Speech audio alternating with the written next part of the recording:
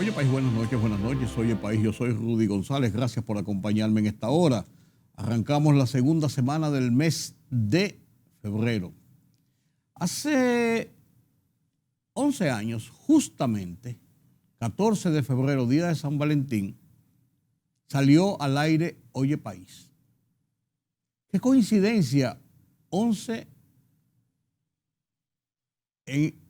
años en el 2011, 14 de febrero, lunes, arrancó Oye País. Un proyecto que ininterrumpidamente arranca esta noche su 12º aniversario. 12 años, caminar, a transitar el camino de 12 años en el aire.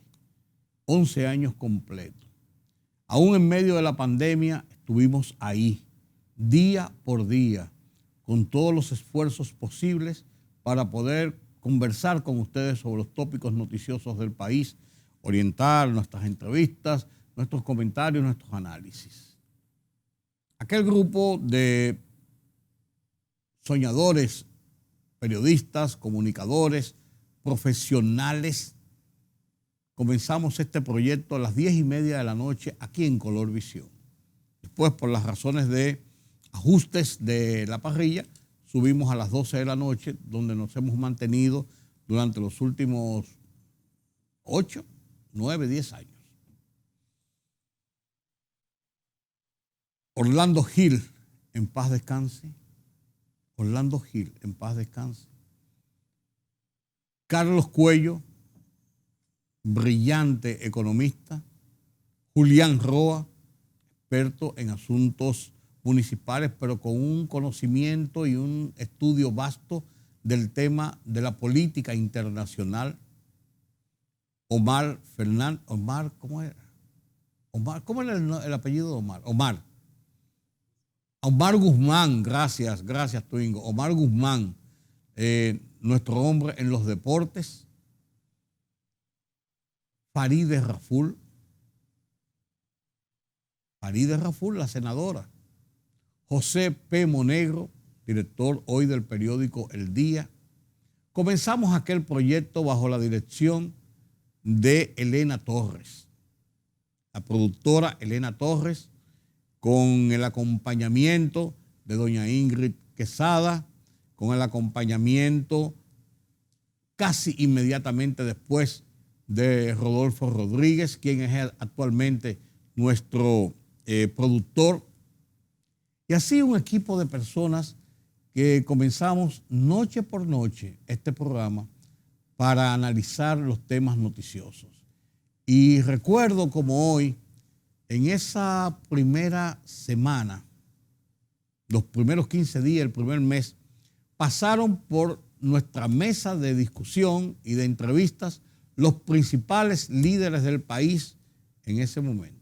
Leonel Fernández nos envió, era el presidente de la República, nos envió un mensaje grabado de audio y video con el inicio del programa.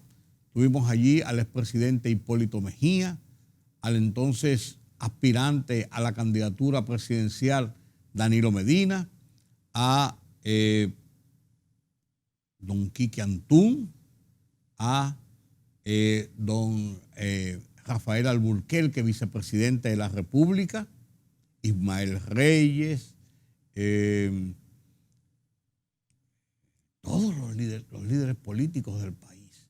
Y a lo largo de estos 11 años hemos entrevistado de República Dominicana presidentes, dirigentes políticos, profesionales, gente del pueblo, especialistas en diferentes temas, aspirantes a posiciones congresuales, municipales, jueces, médicos. Y yo creo que hemos cumplido una labor que nos propusimos. Hemos arrancado en esos 11 años de lo mejor, de lo más graneado de la sociedad y de la información en República Dominicana. El apoyo de Domingo Bermúdez, invaluable, invaluable. Domingo ha sido una persona consecuente en los momentos críticos, tanto del canal como de los programas, como en lo personal de los productores. Nosotros los productores, los que le llaman talentos, siempre ha estado ahí. Y siempre un hombre tranquilo, un hombre conciliador, un hombre siempre dispuesto a ceder situaciones en favor de los programas, del canal, de sus asociados que somos nosotros. Y la transformación que ha sufrido Color Visión en los últimos 10 años, insuperable. Insuperable. El principal canal de República Dominicana. Ahí está Laureano, ahí está Padilla, ahí está Belkis, y nuestros ejecutivos, son los ejecutivos, Minerva en las ventas, en publicidad, en la comercialización, Crowley, Edward, Praxede, una serie de personas que vienen de toda la vida luchando por el fortalecimiento de Color Visión y de sus programas. Y qué no decir de nuestros aliados, Amanda, Vicky, sí señor, la Vicky, y los muchachos del piso, esos camarógrafos, Sasá, esos camarógrafos que estuvieron siempre con nosotros ahí, Héctor, porque han estado. Es un tiempo de historia interesante e importante en nuestra vida, que no somos periodistas de televisión propiamente, sino que somos más periodistas de la prensa escrita, pero hemos hecho radio, televisión en los últimos tiempos y mire que hemos tratado de hacerlo de lo mejor. Pero sin el apoyo de todo ese grupo de personas que participó con nosotros desde el principio y que sigue hoy dándonos la mano, no hubiese sido posible llegar a este inicio del 12 aniversario de Oye País. Gracias a ustedes por preferirnos, por estar con nosotros cada noche para juntos poder conversar sobre estos temas noticiosos que ocurren en el país y en el resto del mundo. Sin la presencia de ustedes, sin el apoyo de nuestros patrocinadores, el Banco Popular, el Banco BHD, el Banco de Reservas, que siempre han estado ahí dándonos la mano, y varias entidades oficiales, pero principalmente nuestro apoyo de parte del sector privado ha sido invaluable y ha sostenido económicamente este espacio. Las gracias de lo más profundo de mi corazón. Gracias, amigos.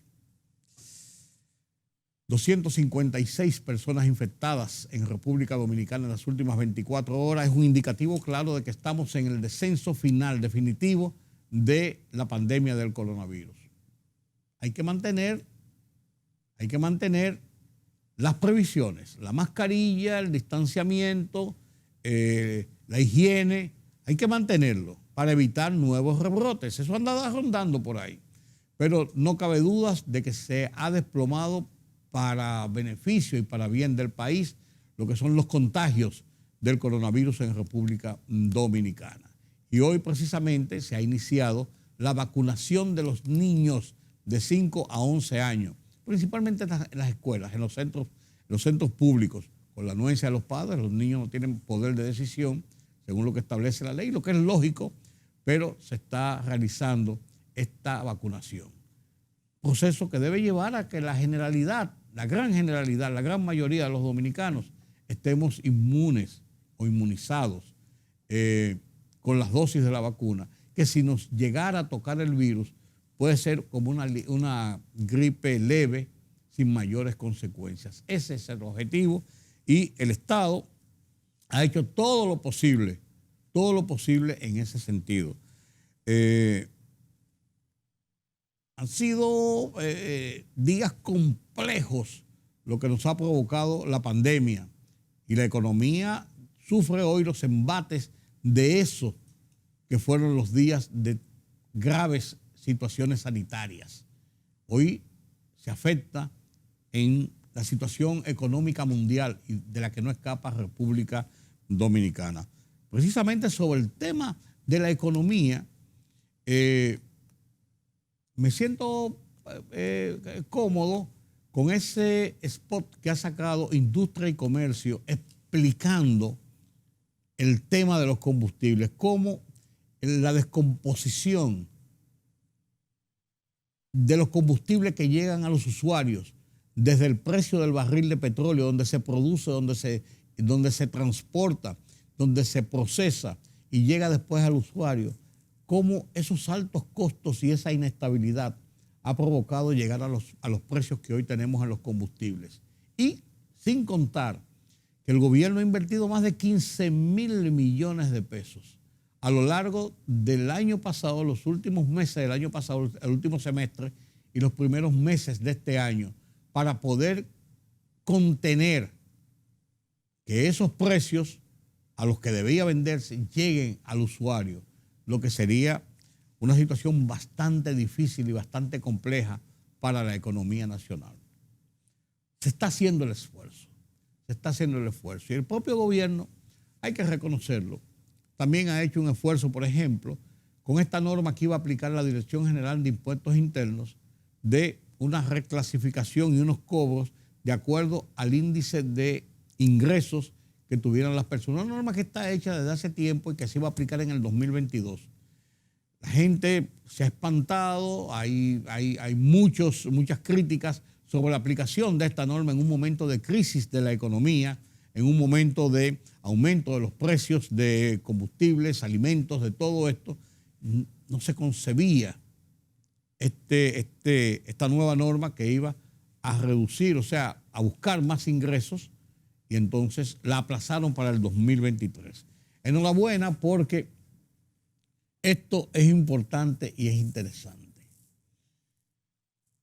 Como también es, señores, yo hoy me quedé con la cabeza cuadrada cuando leí en el Listín Diario, su información principal, que la Asociación de Clínicas Privadas, ANDECLIP, en la voz de su presidente, el doctor Mena, señores, dice que los cobros que se exigen cuando usted lleva un paciente a un hospital, no importa si se está muriendo o si está enfermo, hay que pagar un adelanto, hay que pagar un depósito, que ese depósito se cobra de una manera visual de la radiografía que la parte médica y administrativa entiende del paciente que llegó. Ese tiene cuarto, 1 billón de pesos tiene que depositar. Ese no tiene cuarto, que deposite 250,000, que deposite 100,000 pesos. Y eso, violatorio de todas las normas posibles y de la ética de una persona que lo que está buscando la salud. Que las clínicas privadas son un negocio. Es verdad. Pero muchos beneficios, incluso los médicos están ahora, que son los dueños de esas clínicas, están ahora así engrifados de que no se le aplique esas nuevas normas impositivas, porque tendrían entonces que pagar más impuestos. Quieren pagar menos y cobrar más. Un negocio bastante interesante, pero un negocio que rompe lo que es la armonía, la realidad de lo que vive el mundo.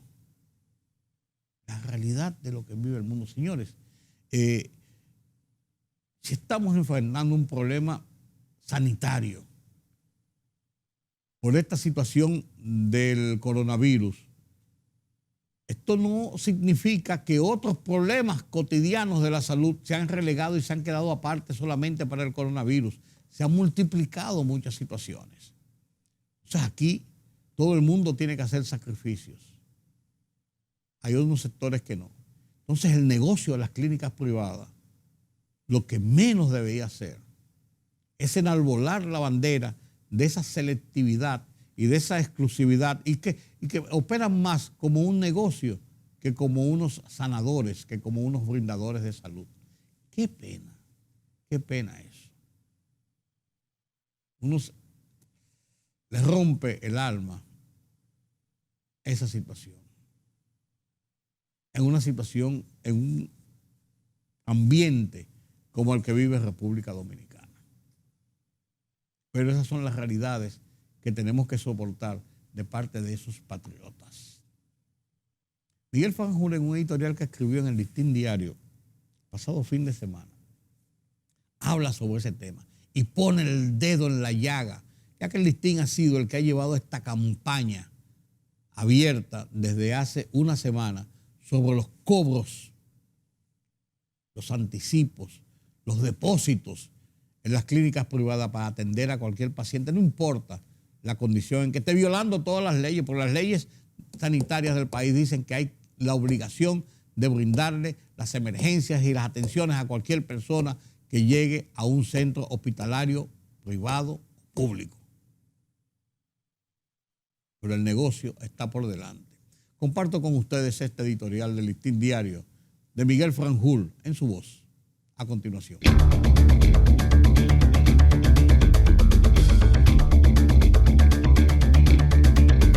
Antesalas del infierno, ¿legal o no?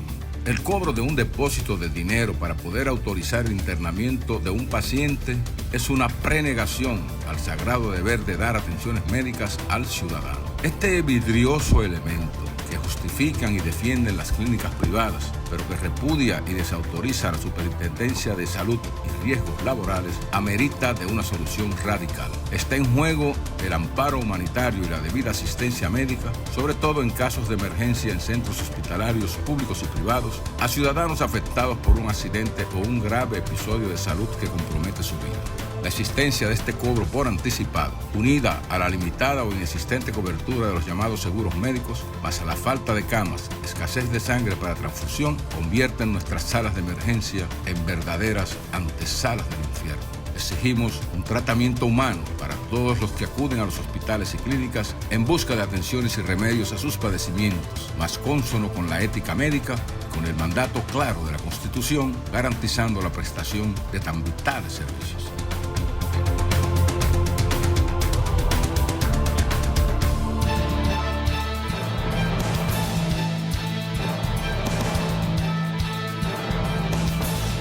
El Ministerio de Salud Pública de República Dominicana notificó este lunes 256 nuevos contagios de COVID-19, 166 menos que este domingo, registrando 422. A través de su boletín 697, la entidad rectora de la salud en República Dominicana indicó el total de fallecidos a la fecha es de 4.347, mientras que los casos acumulados ascienden ya a 569.702. Inició en las escuelas y colegios la jornada de vacunación contra el coronavirus en los niños de 5 a 11 años de edad que cuenten con la debida autorización de los padres y tutores. Los niños en este rango de edad recibirán 2 dosis de la vacuna de la farmacéutica china Sinovac, a quienes a los 28 días le aplicarán la segunda sin requerir refuerzo hasta el momento. El corredor Winston Churchill, que incorporó 47 nuevos autobuses y que fue inaugurado ayer por el presidente Luis Abinader, inició de forma muy organizada este lunes, con una frecuencia de unos 10 minutos entre una guagua y otra.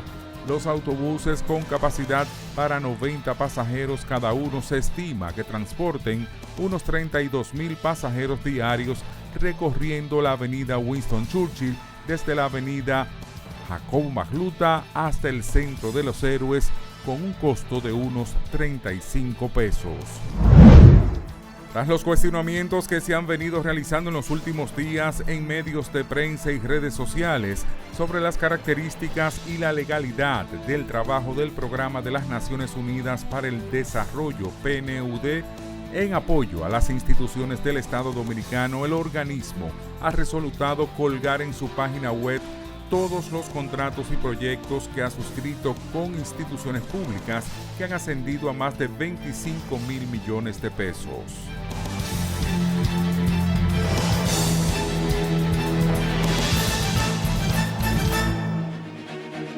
El rumbo de la la tarde. Plural, objetivo, democrático.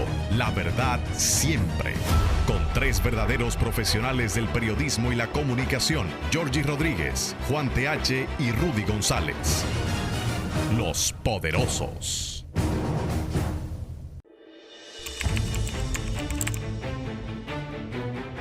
Periodismo de investigación, columnas, opinión, análisis, reportajes de fondo. Hora por hora, una completa plataforma multimedia. Periodismo con valor. Noticias horaporhora.com.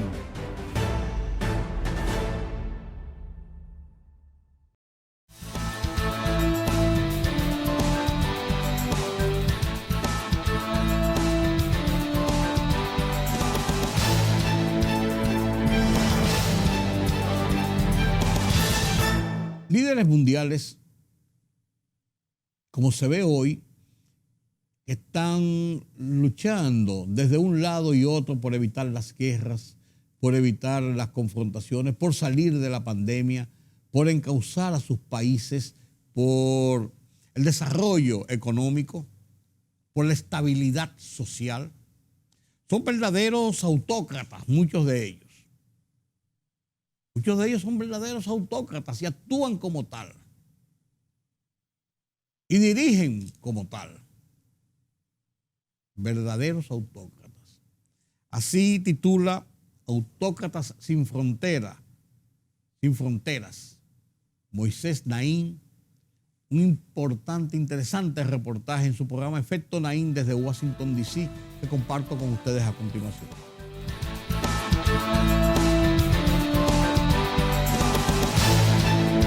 Bienvenidos, soy Moisés Naím desde Washington. Encantado de estar de nuevo con ustedes, como siempre.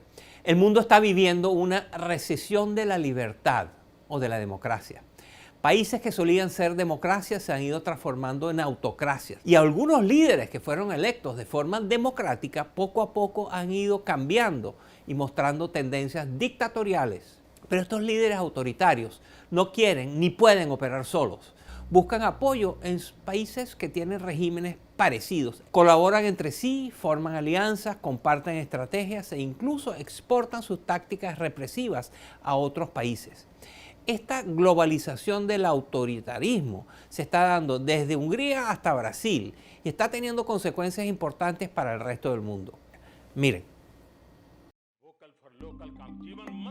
Los políticos de la India se enorgullecen de liderar la democracia más grande del mundo. Pero en años recientes, organizaciones internacionales han cuestionado la calidad de la democracia en el segundo país más poblado del planeta. En 2021, el Instituto Independiente Videm, en Suecia, publicó un reporte donde catalogó a India como una autocracia electoral, es decir, un régimen que mantiene una fachada democrática, pero que realmente suprime y viola los estándares de este tipo de gobierno. Y no solo eso, Videm encontró que el 68% de la población global vive en autocracias electorales. Su conclusión es que el autoritarismo se ha vuelto viral. Este panorama ha dado lugar a una especie de club internacional que podríamos llamar Autócratas sin Fronteras. Es una alianza en la que líderes con inclinaciones autoritarias se apoyan y se legitiman con tácticas diplomáticas que van desde acompañarse en cumbres internacionales hasta crear supuestos medios de comunicación para difundir propaganda. Y es así como operan. La llamada electoral. Los autócratas felicitan tanto a los líderes electos democráticamente como a sus homólogos dictatoriales. Por ejemplo, en 2018, Vladimir Putin salió victorioso en una elección en la que se encargó previamente de que sus principales oponentes no pudiesen participar. Asesores estadounidenses le advirtieron al entonces presidente Donald Trump que no felicitara a Putin, pero Trump no hizo caso. Llamé al presidente Putin para felicitarlo por su victoria electoral. También quedamos en vernos personalmente en un futuro no tan lejano. Este tipo de felicitación se ha convertido en una potente táctica diplomática que le permite a los dictadores convencer al resto del mundo de que otros aceptan sus maneras de gobernar y que los tratan como iguales. Por eso Putin felicita a Rodrigo Duterte en Filipinas quien felicita a Víctor Orbán en Hungría, quien felicita a Daniel Ortega en Nicaragua, quien felicita a Nicolás Maduro en Venezuela. Estrategias de poder. Los autócratas se copian las estrategias para permanecer en el poder. Es el caso del presidente de Brasil, Jair Bolsonaro, quien busca ser reelegido al cargo a finales de 2022. Para ello, está aplicando la misma táctica que utilizó Donald Trump en las elecciones estadounidenses de 2020. Afirmar que el sistema electoral no sirve y que por lo tanto habrá fraude. Al que piensa que con un bolígrafo puede sacarme la presidencia, le digo, hay 3 alternativas: preso, muerto o victorioso. Díganle a sus sinvergüenzas, nunca me arrestarán. En Estados Unidos, la mentira del fraude electoral propagada por Trump contribuyó a un histórico y violento ataque al Capitolio.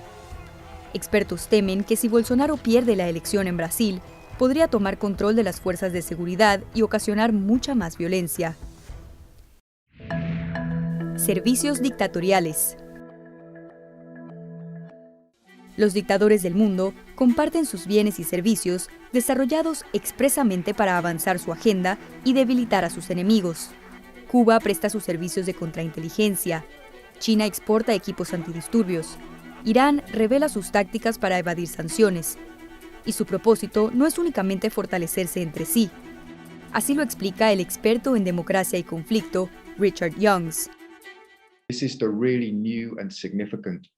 Lo que es realmente nuevo y relevante aquí es que la cooperación entre autócratas no solo les sirve para defender su posición en sus propios países, también para debilitar y desestabilizar la infraestructura democrática en otros estados. Rusia y Venezuela, por ejemplo, se han aliado para compartir bots, esas cuentas automatizadas en redes sociales, programadas para diseminar información falsa. Así, con bots venezolanos que operan en español, Rusia logró desestabilizar e interferir en el referendo de Cataluña en 2017 y en la masiva ola de protestas en América Latina en 2019. ONGs falsas. Otro mecanismo muy útil para los autócratas sin fronteras es la creación de organizaciones no gubernamentales falsas. Consideremos lo que pasó en 2016, cuando las Naciones Unidas invitó a diversas organizaciones a que presentaran informes sobre la situación de derechos humanos en Venezuela. Naturalmente, Venezuela consiguió obtener 519 informes de supuestas ONGs que solo elogiaban las labores del régimen venezolano. Líderes de la ONU denunciaron la maniobra como un fraude, pero se vieron derrotados a la hora de distinguir entre las organizaciones verdaderas y las falsas. Estos entes ayudan a los autoritarios a sabotear diversas causas y a manipular la información en el panorama internacional, bajo el resguardo de una institución que aparenta ser legítima. Represión transnacional. Los límites geográficos no existen para los autócratas cuando se trata de silenciar a quienes los critican. A través de amenazas digitales, deportaciones ilegales y hasta asesinatos, logran reprimir a sus oponentes sin importar el país del mundo en el que se encuentren.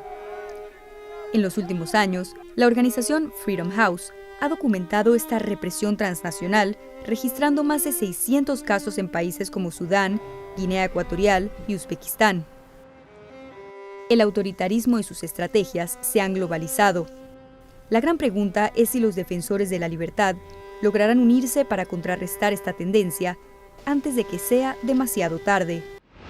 Mi invitado de hoy es sin duda el más destacado experto en temas de energía a nivel global. Es la persona indicada para ayudarnos a entender las enormes transformaciones que se avecinan en este ámbito.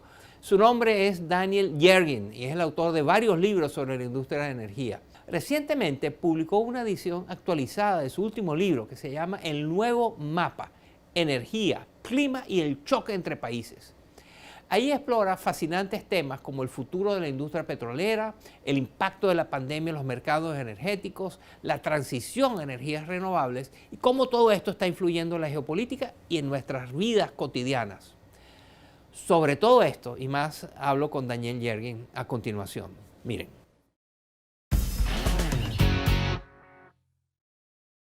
Daniel Yergin, bienvenido al programa. Es un placer tenerte con nosotros. Tú has estudiado el sector de energía por años, has investigado la industria del petróleo, el gas, la electricidad, pero resulta que todo lo que habías conocido ahora está en turbulencia. Dentro de todo lo que está pasando, ¿cuáles son 3 factores que son muy importantes en la transformación de la industria de la energía? Los 3 cambios principales en el sector de energía pienso que son, en primer lugar, la llamada revolución de las lutitas, que le permitió a Estados Unidos aumentar significativamente su producción de petróleo y gas natural. Esto cambió el mercado global de petróleo y gas y la posición de Estados Unidos en él. El segundo es un cambio dramático en la relación entre Estados Unidos y China. Hoy día, el gobierno del presidente estadounidense Joe Biden habla de competencia de poder entre grandes potencias y de rivalidad estratégica. Lo mismo dicen en China, y la ironía es que estas 2 economías están muy interconectadas. El 42% de todos los contenedores que llegan a Estados Unidos provienen de China. En mi libro, El Nuevo Mapa, escribo sobre el mar del sur de China. 1/3 del comercio global pasa por allí. Y es allí donde los buques de guerra estadounidenses y chinos están muy cerca de la colisión. Eso es un peligro y un problema para todos los países del mundo. Y en tercer lugar está el cambio climático y la descarbonización, que entre otras cosas están transformando el tipo de autos que conducimos y que conduciremos en un futuro.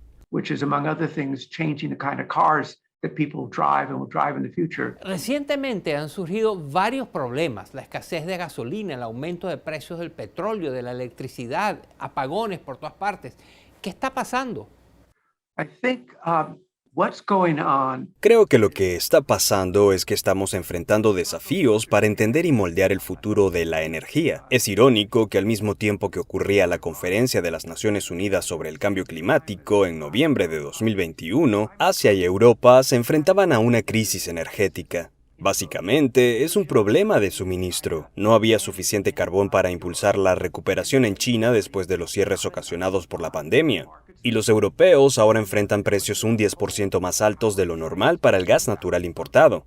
Creo que esto genera una pregunta. ¿Estamos viendo una falta de inversión preventiva en suministros de energía, ocasionada por un posible error de cálculo con respecto a cuánto tardará la transición energética? Las transiciones energéticas toman tiempo. Hace 30 años el mundo obtenía el 80% de su energía de los hidrocarburos. Hoy día ese sigue siendo el caso. Lo que se está intentando hacer ahora es cambiar en solo 30 años toda la base energética de la economía mundial, que para 2050 podría representar 160 billones de dólares. Y entonces hay que preguntarse, ¿habrán inconvenientes? Las crisis en Asia y Europa son precursoras de lo que está por venir, dada la complejidad y la escala del sistema de energía del que el mundo depende. Muchos países y empresas se están comprometiendo a tener 0 emisiones netas. ¿Qué significa esto de 0 emisiones netas? En la edición más reciente de mi libro, El Nuevo Mapa, el último capítulo se titula Cero Neto. Y es que para evitar que las temperaturas globales aumenten 1.5 o 2 grados por encima de los niveles industriales, muchas personas han propuesto alcanzar 0 emisiones netas de carbono para el año 2050. Esto significa que para ese año aún seguiríamos usando petróleo y gas. Pero las empresas harán cálculos complejos para demostrar que a pesar de seguir quemando carbono, lo están contrarrestando a través de iniciativas como la plantación de árboles o la captura de carbono. Esta última es una tecnología que aún está en sus fases iniciales y que consiste básicamente en capturar el dióxido de carbono que está en el aire o extraerlo de los flujos de los procesos industriales. Posteriormente se inyecta en los suelos, se convierte en nuevos productos o se utiliza para hacer cemento. Y veremos a cada vez más compañías haciendo estas promesas de alcanzar 0 emisiones netas de carbono. Ahora bien, en los países desarrollados están diciendo que las alcanzarán para 2050. China y otros países en desarrollo están diciendo que para 2060. India dice que para 2070, pero ya sea 2050, 2060 o 2070, la dirección es clara. Y vamos a necesitar muchas nuevas tecnologías que realmente no tenemos hoy en día para poder lograr esos objetivos.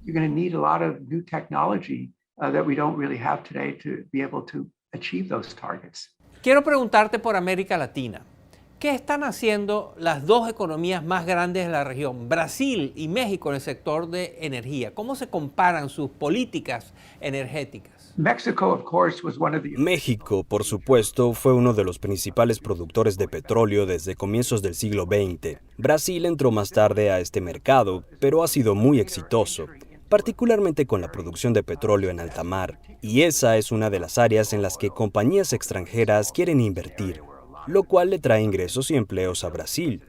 México, por su parte, ha estado retrocediendo hacia el aislacionismo bajo su gobierno actual, rechazando las inversiones extranjeras, rechazando la tecnología, volviéndose menos eficiente como productor y asumiendo nuevos costos. Así que creo que México está en riesgo de perder una gran oportunidad que podría revivir su industria.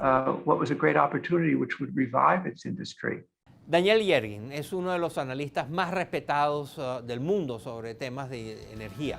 Muchas gracias, Dan, por acompañarnos hoy. Thank you very much.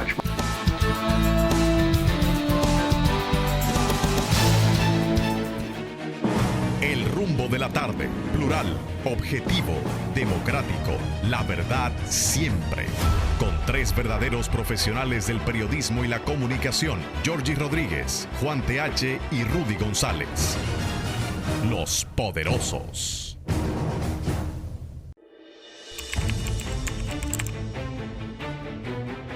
Periodismo de investigación, columnas, opinión, análisis, reportajes de fondo. Hora por hora, una completa plataforma multimedia. Periodismo con valor. Noticias horaporhora.com.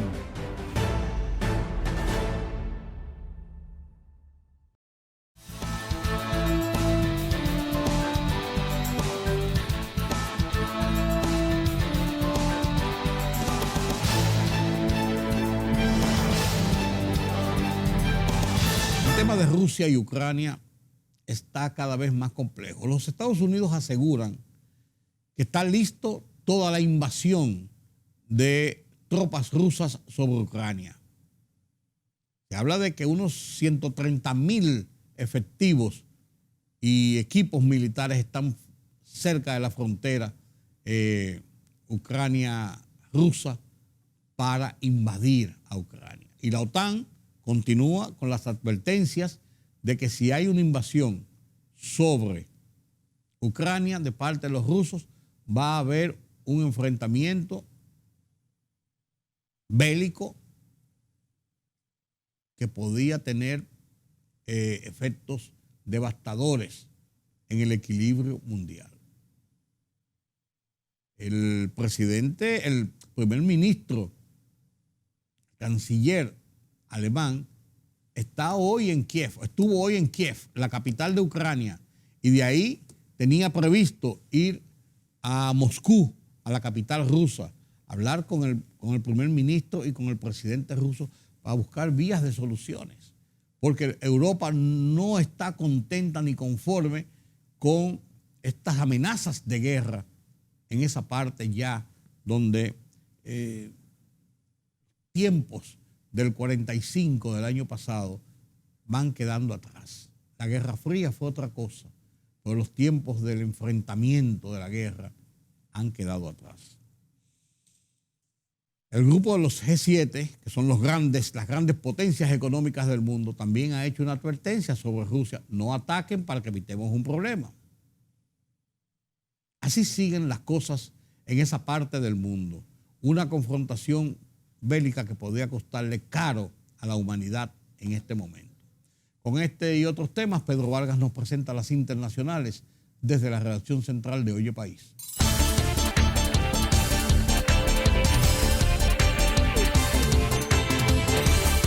Los ministros de Finanzas del Grupo G7 advirtieron a través de un comunicado que reaccionarán de manera rápida y contundente a un ataque de Rusia a Ucrania, aunque la prioridad es evitar una escalada. Nuestra prioridad inmediata es apoyar los esfuerzos para evitar una escalada. El Kremlin declaró este lunes que el hipotético rechazo de Ucrania a la idea de ingresar a la OTAN ayudaría a Occidente a responder de una forma sustancial a las preocupaciones de seguridad rusas.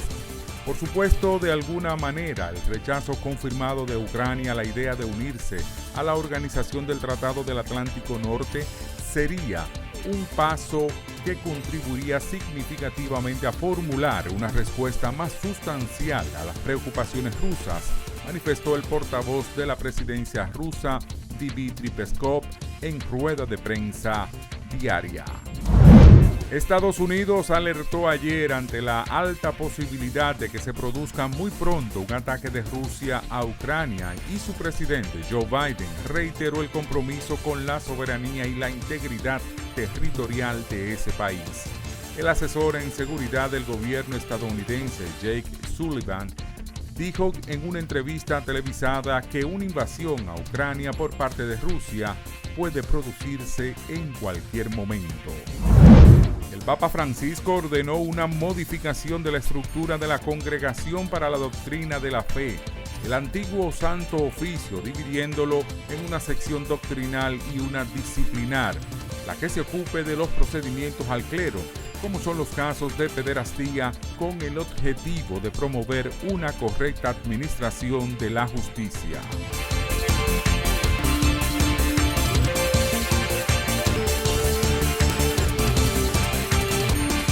Gracias por preferirnos a lo largo de estos 11 años e iniciamos el 12º año de Oye País. Sí, señor, de Oye País, con la preferencia de ustedes, dándole las gracias a ese público, a nuestros patrocinadores, a este canal con sus ejecutivos y a todo este personal que ha estado con nosotros a lo largo de tantos años dándonos este apoyo. Esperamos en Dios poder continuar cada noche, aquí de lunes a viernes, Color Visión, para presentarles Oye País. Esto es todo por mi parte. Les deseo un feliz resto de esta noche. Mañana nos vemos nuevamente en otra emisión de Oye País.